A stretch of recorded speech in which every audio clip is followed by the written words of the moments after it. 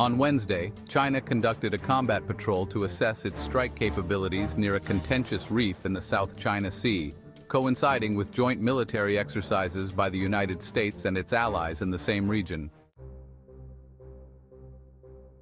Tensions have escalated in the disputed waters following a series of confrontations between Chinese and Philippine vessels, raising concerns about a potential broader conflict that could involve the United States due to its mutual defense agreement with Manila.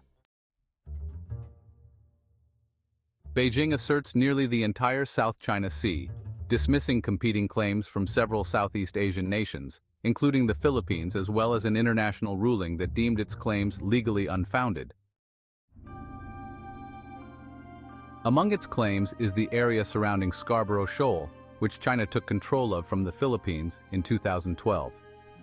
The Southern Theater Command of the Chinese military announced that it conducted joint sea and air patrols in this area on Wednesday. Scarborough Shoal is located 240 kilometers or 150 miles west of the Philippines' main island of Luzon and nearly 900 kilometers from Hainan, the nearest significant Chinese landmass. China stated that the recent maneuvers were designed to evaluate the reconnaissance and early warning, rapid mobility, and joint strike capabilities of theater troops. This announcement coincided with the Philippines beginning 2 days of sea and air exercises with the United States, Canada, and Australia, taking place west of Palawan Island, which is south of Scarborough Shoal and close to the contested Spratly Islands. The military of the Philippines reported that among the vessels involved in the exercises were the guided missile cruiser USS Lake Erie, a Philippine guided missile frigate, and a patrol ship. In a separate development, the Chinese Coast Guard also conducted a patrol on Wednesday to uphold its rights around another set of disputed islands in the East China Sea, which are administered by Japan, according to Chinese state media. Philippine military spokesman Xerxes Trinidad indicated that initial reports showed no trace of Chinese military activity near Scarborough Shoal on Wednesday, aside from the usual presence of Chinese maritime militia vessels.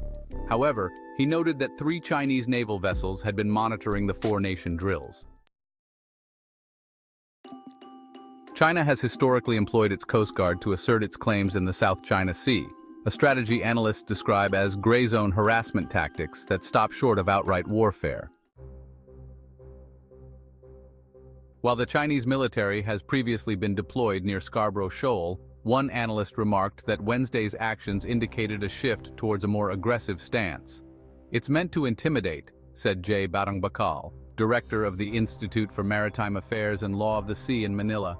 "It's definitely meant to send a message, a show of force," he added. Duan Dang, a maritime security analyst based in Vietnam, noted that China's specific mention of Scarborough Shoal reflects its growing dissatisfaction with the Philippines' recent collaborative efforts with its allies.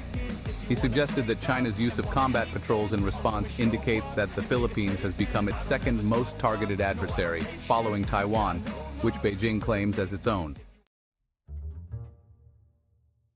Recent confrontations between Philippine and Chinese vessels have centered on Second Thomas Shoal in the Spratly Islands, where a small contingent of Filipino troops is stationed on a Navy vessel that Manila intentionally grounded on the reef in 1999 to assert its claims.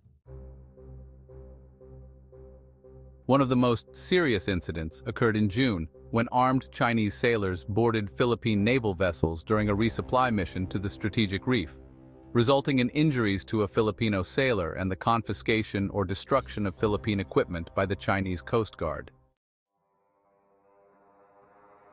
Beijing has attributed the escalation to Manila's actions, asserting that its measures to protect its claims are both legal and proportional. In recent weeks, the Philippines and China reached a provisional arrangement for resupplying Filipino troops at Second Thomas Shoal and agreed to enhance communication channels to address disputes in the region. Last month, the United States announced an additional $500 million in military funding for the Philippines, which is in the process of modernizing its armed forces.